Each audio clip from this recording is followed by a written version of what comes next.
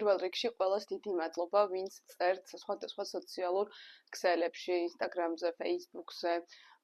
ძალიან ბევრს ნიშნავს ჩემთვის თქვენი უკავშირები და თქვენ მაძლევთ ძალას და мотивაციას, რომ გავაგრძელო ეს YouTube არხი.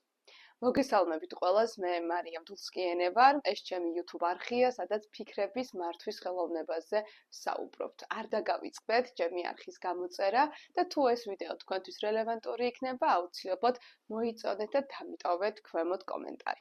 დღეს გაგიზიარებთ 5 შეცდომას, რომელიც მე თვითონ დავუშვი არაერთხელ რამდენიმე წლის განმავლობაში. მაშინ, როდესაც ვოცნობობდი ამა თუ იმ სურვილის დასრულებაზე, რომ გამეცნო იდეალური პარტნიორი, რომ შემექმნა ოჯახი მეორედ, რომ მეყიდა სახლი, მქონოდა ახალი მანქანა და მოკლედ ბევრი ისეთი სურვილი მქონდა დაგროვებული, რომლებსაც ძალიან ვცდილობდი, რომ ჩემს მატერიალურ სამყაროში განხორციელებულიყო. დღეს კი გადავწყვიტე ეს შეცდომები შენ გაგიზიარო. იმიტომ რომ ჩემსავით წლები არ დახარჯო, არ დაკარგო, დემოტივაცია არ გამოიწვიოს ამა თუ იმ შეცდომის დაშვებამ და უფრო მალე აისრულო ოცნებები რეალურად ეს არხი ზუსტად ამიტომ შევქმნი. პირველი შეცდომა კონკრეტული თარიღის გაწერა. თუ ჩვენ საუბრობთ KPI-ებზე, OKR-ებზე, ან ნებისმიერი სხვა შეფასების სისტემაზე ორგანიზაციაში, მე ბიზნესაც ვეხმარები, აქედან გამომდინარე, შემიძლია რომ ეს გამოცდილებაც გაგიზიაროთ. ამ დროს რა თქმა უნდა მნიშვნელოვანი არის, როდესაც ამა თუ იმ ორგანიზაციასთან ერთად კონკრეტულ პროექტს მივუყვები, მნიშვნელოვანი არის ვიცოდეთ, რა შედეგი, რა დროში და როგორ გჭირდება რომ მივიღოთ და როგორ გავზომოთ კიდეც, ხო? მაგრამ როდესაც საქმე ეხება ჩვენი ცხოვრების ცვლილებას, ჩვენს ტრანსფორმაციას, მაინდსეტის შეცვლას და ოცნებების ასრულებას, რომელიც ჩვენს პირად ცხოვრებას უკავშირდება და არა ორგანიზაციის მიზნებს, გამიჯერეთ ძალიან დიდი შეცდომა არის კონკრეტული თარიღის გაწერა. როგორ წარმოგიდგენიათ, გავგეწერა თარიღი, რომ წლის ბოლოს მაინც და მაინც უნდა შევხვდეთ ჩემს მომავალ ქმარს. ან, არ ვიცი, რამოდენიმე თვეში უნდა ვიპოვო იდეალური სამსახური. ჩემს შემთხვევაში ამან არ იმოქმედა და შენც არ გირჩევ რომ გააკეთო, იმიტომ რომ თარიღის კონკრეტული გაწერა გაგიჩენს სტრესს, შემდგომ თუ იმ თარიღამდე ვერ შესრულდება შენი სურვილი, გაგიჩნდება დემოტივაცია და პრაქტიკას თავს დაანებებ, რომელიც მე არაერთხელ გამიკეთებია. სვლად ამისა, იცხოვრე აქ და ამჟამად. ხომ გახსოვს, რომ ჩვენი ტვინისთვის რეალობა და ილუზია ერთი და იგივე არის და ის აღიქვავს რეალობად იმას, რასაც წარმოიდგენ. ამიტომ თუ შენი ოცნება არის, რომ შეხვდე საყვარელ ადამიანს, აქ და ახლა უკვე დაიწყე ცხოვრება იმ შეგრძნებით, რომ ის უკვე აქ არის, ის უკვე შენს გვერდით არის. ან ძალიან მალე მას გაიცნობ, სულ რამოდენიმე დღეში. კონკრეტული თარიღი არ დასვა, მაგრამ შეგრძნება გქონდეს, რომ რამდენიმე ნაბიჯი გააგშორებს მასთან შესახვედრად და ეს გამოცდილება გაიზიარე ნებისმიერი ოცნების ასრულების გზაზე. მეორე შეცდომა, თუ ერთხელ დავნებდი, აზრი აღარ აქვს. მაგალითად დიეტასავით არის რა, რომ დავარღვევთ და შემდგომ ორშაბათს რო ველოდებით იმისათვის, რომ თავიდან დავიწყოთ და ის შუალედში 4-5 დღე დარჩენილი თითქოს აღარ ითვლება. არაერთხელ დავანებე პრაქტიკას თავი ამ წლების მანძილზე, არაერთხელ დავყარე ფარხმალი, დავიჯერე რომ არაფერი გამოვიდოდა, მაგრამ ყოველ ჯერზე მაინც ვუბრუნდებოდი. რა შემიძლია ამ შემთხვევაში გაგიზიარო ჩემი გამოცდილებით, ყოველ ჯერზე, როდესაც რაღაც სირთულეს წააწყდები ცხოვრებაში, მაგალითად, აი 3 კვირა ვიდეო არ ჩამიწერია, ვინც თვალს მადევნებთ და ინახავდით სხვაობას თარიღებს შორის, ხო, ბოლო ვიდეოდან დღემდე. რატომ? იმიტომ რომ რაღაც არც თუ ისე სასიამოვნო რამ მოხდა ჩემს ცხოვრებაში და მჭირდებოდა დრო რეფლექსიისთვის, მჭირდებოდა დრო, რომ დაუშვებულიყავი, რომ დავრუნებოდი ჩემს თავს და ეს ძალიან ნორმალურია. ამიტომ თუ რაღაცა მოხდება ისეთი, რაც ცოტათი მაინც შეგაზანზარებს, შენს თავს მიეცი კონკრეტული დრო. აი აქ დედლაინი ძალიან მნიშვნელოვანი არის ჩემი გამოცდილებით. აიღე 10 დღე, აიღე 1 კვირა, აიღე 2 კვირა, მაგრამ ეცადე რომ დროთა განმავლობაში ეს დედლაინები შეამცირო. ამ პერიოდის დროს მიეცი შენს თავს უფლებას არ აკეთო არაფერი, იყო ცუთხასიათზე, იყო ნეგატიურ ფიქრებში, მაგრამ აუცილებლად დაპირდი და იმუშავე იმაზე, რომ დედლაინის გასვლის შემდგომ ადგები და ისევ დაუბრუნდები პრაქტიკას, ადგები და გააგრძელებ ცხოვრებას. ეს ძალიან მნიშვნელოვანი არის, რომ თავი არ დაანებო მედიტაციებს, აფირმაციებს, სავარჯიშოების კეთებას და საკუთარ თავზე მუშაობას. მესამე შეცდომა, რომელსაც ვუშვებდი და ჩემს თაობას და ალბათ ჩემს ზემოთ თაობასაც ასწავლიდნენ ბავშვობაში, რომ არ გაგეხარდეს და არავის არაფერი არ მოუყვო წინასწარ. და თუ მოხდება ის რაც გინდა, მერეც არ გაგიხადეს. თითქოს ეს სიხარულის და აღფრთოვანების თუ არ ვიცი, დადებითი ემოციების განცდა დანაშაული იყო.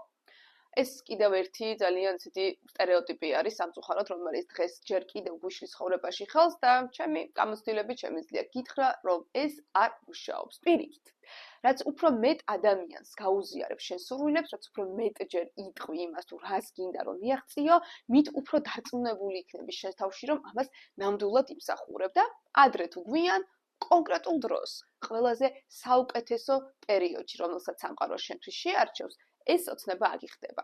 ამიტომ არ შეგეშინდეს იმის, რომ გაგთვალავენ, და შემოგხედავენ, ნეგატიური ენერგია წამოვა შენსკენ და ასე შემდეგ, იმიტომ რომ შენ თუ საკუთარი ენერგიის დაცვას ისწავლი, შენ თუ საკუთარი თავის დაცვას ისწავლი და ბარიერებს აღმართავ იმ ადამიანების მიმართ, რომლებიც შენ ცხოვრებაში ნეგატივის გარდა არაფერს თესავენ, მაშინ მათი ნეგატიური ფიქრები და დამოკიდებულება შენი ოცნებების მიმართ ნამდვილად ამიჯერე, რომ არ შეგეხება. ამიტომ იოცნებე ხმამაღლა, ისაუბრე ხმამაღლა და გააკარი ყველგან სურათების სახლში, სადაც კი შეგიძლია, წარმოიდგინე ყოველ ჯერზე, რომ ესა თუ ის ოცნება ახდა და არ მიაქციო ყურადღება იმას, თუ რას გეუბნებიან სხვები, თუნდაც ყველაზე ახლო ადამიანი იყოს ეს. შემდეგი შეცდომა, რომელსაც ვუშვებდი წლების მანძილზე, ეს იყო გათვალისწინება და ახლავე აგიხსნი რას გულისხმობ. აი წარმოიდგინე მაგალითად, რომ ყავს მეგობარი, ან ოჯახის წევრი, რომელიც ყოველ დღე თუ არა ძალიან ხშირად გიზიარებს ნეგატიურ ინფორმაციებს. რა მოხდა სამყაროში, რა მოხდა ამა თუ იმ ქვეყანაში, რა მოხდა ჩვენს ქვეყანაში. და ეს დროთა განმავლობაში არ იცვლება, პირიქით, ყოველ ჯერზე უფრო და უფრო მეტი ნეგატივი შემოაქვს შენ ცხოვრებაში.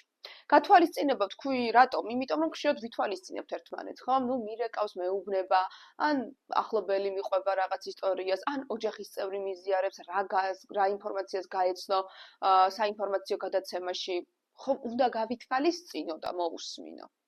არა, არ უნდა გაითვალისწინო და არ უნდა მოусმინო. და რაც მალე დაამთავრებ ასეთ ნეგატიურ წრეში ტრიალს, მით უკეთესი იქნება შენთვის. რატომ? ისევ და ისევ ჩვენ ტვინი ვერ ანსხვავებს რეალობას და ილუზიას, ვერ ანსხვავებს მიღებული ინფორმაცია, რომელსაც შენი ნაცნობი გიზიარებს. რეალობაა და ახლა ამ წამს შენს თავს ხდება, თუ უბრალოდ სხვა ადამიანის ისტორიას გიყვებიან. მისთვის ეს ფიზიოლოგიურად ერთნაირად აისახება და საბოლოო ჯამში ძალიან ცუდ გავლენას ახდენს შენს ენერგეტიკაზე. ამიტომ ჩემი გამოცდილებით შემიძლია გირჩიო, რომ პირდაპირ მორიდების გარეშე, გათვალისწინების გარეშე აუკრძალე ყველას შენთვის ნეგატიური ამბების მოყოლა. თუ საჭიროა და რაღაც განსაკუთრებული ხდება, ისედაც გაიგებ. და ბოლო შეცდომა, რომელსაც ხშირად ვუშვებდი, იმიტომ რომ ძალიან ბევრი ექსპერტი საუბრობდა ამას წლების მანძილზე. რომ თითქოს კონკრეტული სურვილი, კონკრეტული ოცნება რაც გვაქვს, ისმა დავივიწყოთ და გავუშვათ. აი, წარმოიდგინეთ, ახალი სამსახური გინდა რომ დაიწყო, ან ბიზნესი გინდა შენი რომ გააკეთო და აი გეუბნებიან, რომ აი ხა ეს წარმოიდგინე, იმუშავე, გააკეთე მედიტაციები, სავარჯიშოები, იცხოვრე ამ მომენტში და მე დაივიწყე. ნუ რანაირად უნდა დაივიწყო, რომ ვერ დაივიწყებ, ხო? იმიტომ რომ ის რაც ძალიან გვინდა ყოველდღე გვახსენებს თავს. არასწორი არის ვფიქრობ ეს დამოკიდებულება, ნაცვლად იმისა, რომ დავივიწყოთ, მნიშვნელოვანი არის საჭიროების დიაპაზონი დავწიოთ და რას გულისხმობ ამაში. რაც უფრო მეტად ვებღაუჭებით იმას, რაც გვინდა, რაც უფრო მეტად ვებრძვით სამყაროს, რომ გუშინ მედიტაცია გავაკეთე, დღეს YouTube-ზე ვიდეოს ვუყურე, რატომ არ ხდება ის, რაც მინდოდა, რატომ არ არის ახალი სამსახური, რატომ ვერ გავიცადით ჩემი მომავალი ქმარი, რატომ არ ვარ უკეთესი, რატომ არ გამოვიყურები უკეთესად და ნუ ასე შემდეგ. ანუ რაც უფრო ვებრძვით, ვეწინააღმდეგებით და მოთხოვნის რეჟიმში ვართ, მით უფრო მეტად გვისხლტება ხელიდან ყველაფერი, რაც გვინდა. ამიტომ კი არ დაივიწყო ის, რაც გინდა, არამედ იფიქრე, რომ აუცილებლად მოხდება საჭირო დროს და საჭირო ადგილას, ის რაც ძალიან გულით გინდა და გჯერა რომ იმსახურებ და მიუხედავად იმისა, რომ დღეს ესა თუ ის ოცნება არ შესრულებულა, მაინც ბედნიერი ხარ. მაინც კარგად ხარ. მიუხედავად იმისა, რომ ქმარი არ ყავს, მიუხედავად იმისა, რომ შეყვარებული არ ყავს, მიუხედავად იმისა, რომ ვერ გამოიმუშავებ კონკრეტულ თანხას, რომელიც შენი მწვერვალი არის ახლა, ხო? მერე რა? მაინც კარგად ხარ და მაინც შეგიძლია შეირგო და იყო ბედნიერი ყოველი წუთით შენ ცხოვრებაში. ამიტომ არავითარ შემთხვევაში არ დაივიწყო. უბრალოდ დაწიე დიაპაზონი შენი სურვილების და არ ებრძოლო სამყაროს. აი როგორ დაწიო დიაპაზონი შენი სურვილების, ამას უკვე შემდეგ ვიდეოში გაგიზიარებ, იმიტომ რომ ვფიქრობ ამ 5 შეცდომიდან ყველაზე რთული სწორედ ამის შეცვლაა. არ დაგავიწყდეთ ჩემი ვიდეოს მოწონება, თუ რელევანტური იყო ეს ინფორმაცია შენთვის, დამიტოვე კომენტარები, რომელიმეს ხომ არ იყენებდი, ან ხომ არ აკეთებ რომელიმე ტექნიკას ახლა, რომელიც რეალურად აღმოჩნდა, რომ თურმე შეცდომა ყოფილა და აუცილებლად გამოიწერე ჩემი არხი, რომ ახალი ვიდეოების შესახებ ინფორმაცია პირველმა შენ გაიგო. დროებით.